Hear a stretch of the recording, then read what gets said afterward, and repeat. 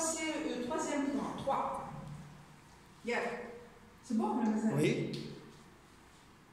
Alors, troisième point, toujours dans le reportage, c'est ce qu'on appelle la caractérisation. Pourquoi, d'après vous, la caractérisation?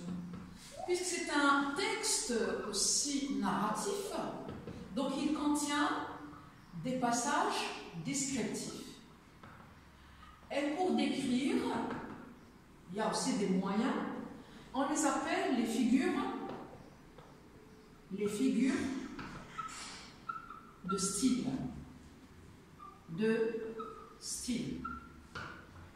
Ces figures de style, pour donner une information sur, bien sûr, les lieux visités, décrits, etc., on va employer, bien sûr, différents moyens. Donc, le récit de voyage se base sur l'emploi des figures de style. Quelles sont ces figures de style? Vous avez la comparaison, plutôt A, pour ne pas faire bien sûr une confusion entre cette énumération. Vous avez la comparaison.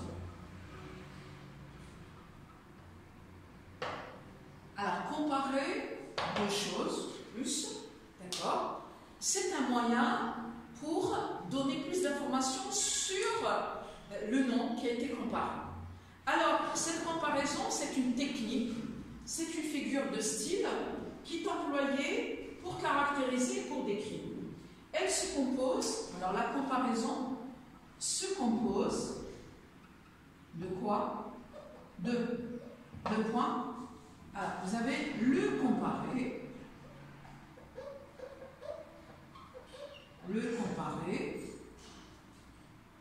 Vous avez le comparant. Je dois les classer, c'est mieux pour retrouver leur place dans une phrase. Alors, vous avez ici l'outil, on l'appelle l'outil ou bien la marque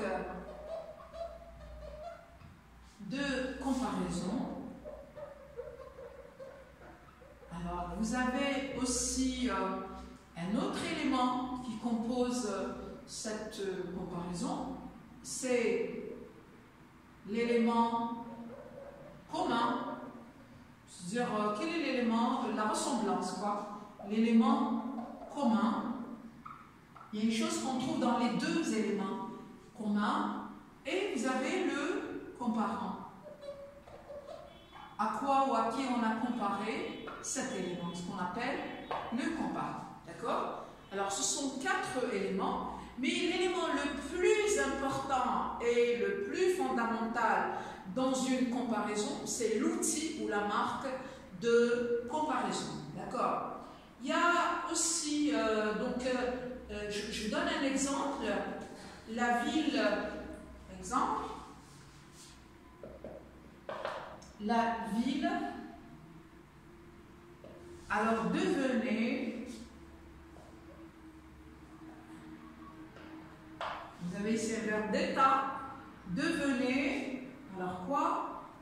Irrespirable.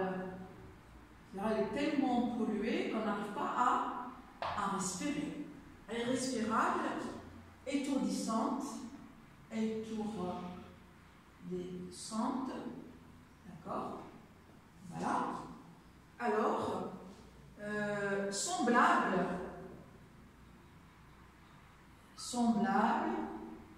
à quoi? À une salle de quoi? De jeu. Elle est tellement, c'est-à-dire tout le temps avec un plein de monde. On va essayer de découper cette phrase par là. Alors, on a la ville c'est le comparé. D'accord? Devenez irrespirable, étourdissante, c'est l'élément commun.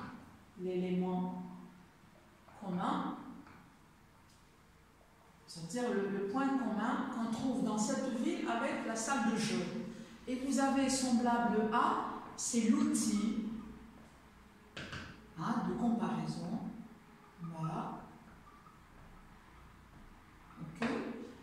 vous avez la salle de jeu qui est le comparé. On a les 4 éléments qui composent, bien sûr, ce qu'on appelle la comparaison. Bien sûr. Vous avez ici, comme je l'ai dit tout à l'heure, l'élément important dans la comparaison, s'il manque, fait changer la nature, l'élément fondamental,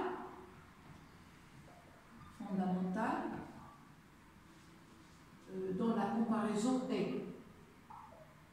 Dans la comparaison est, c'est important ça, hein?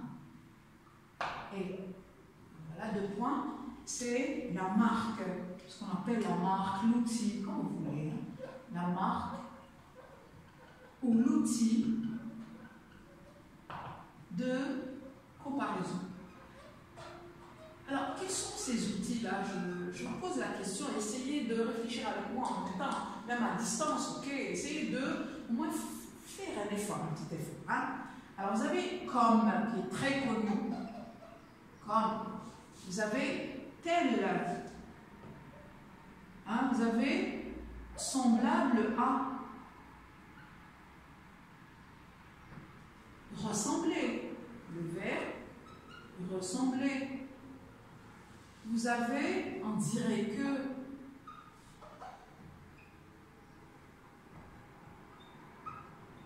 vous avez aussi le verbe voir qui peut être utilisé pour la comparaison. Vous avez comme tel, semblable à, ressembler, on dirait que, voir que, etc.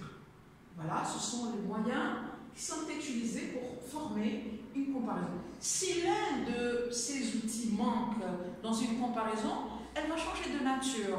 Ça va nous permettre de parler d'un autre moyen, d'une autre figure de style qui est la métaphore. On va la voir maintenant. Très bien. Je termine toujours ici, parce que la métaphore, pardon. Alors B,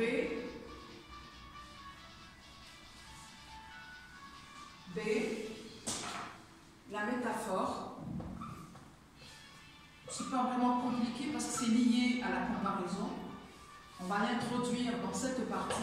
La métaphore, c'est quoi? C'est une figure de style. Mais c'est quoi en réalité? C'est une comparaison. Si vous avez compris la comparaison, ça va être facile pour vous de comprendre ce qu'on appelle la métaphore. Une comparaison incomplète. Incomplète. C'est-à-dire incomplète. Quoi? Incomplète, c'est une comparaison incomplète qui ne contient pas quoi? L'outil de comparaison. Qui ne contient pas l'outil de comparaison. Je donne un exemple qui est très très simple. Voilà, exemple. Je dis cet homme est un lion. Est-ce que l'homme peut devenir un lion? C'est pas normal quand même, c'est toi un lion, oh là là, ce qui fait peur. Mais ici, on parle de quoi en réalité? C'est ce qu'on appelle une métaphore. Je n'ai pas dit cet homme est comme un lion, ça va être une comparaison. Moi j'ai enlevé l'outil, donc il me reste, et c'est quoi? Le sens de comparaison existe, mais je n'ai pas les composants essentiels de cette comparaison. Donc je sais que je parle du courage de cet homme. Je parle du courage. Donc je garde juste le comparé et le comparé. Le comparé c'est l'homme et le comparé c'est ce qu'on appelle le lion. Mais je n'ai pas d'élément de comparaison. Je n'ai pas aussi l'élément commun. Mais ça c'est ce qu'on appelle une métaphore. Elle est incomplète. C'est une comparaison qui ne contient pas l'outil, surtout l'outil. Ok? Alors, ce sont les deux figures de style qui sont très employées dans ce qu'on appelle le reportage touristique ou bien le récit de voyage parce qu'on est en train de décrire. Et ce sont les moyens les plus efficaces pour faire une bonne description ou bien une description fiable afin d'informer ou d'inciter aussi les lecteurs ou les destinataires à visiter la région décrite. Voilà, je vous remercie pour votre attention.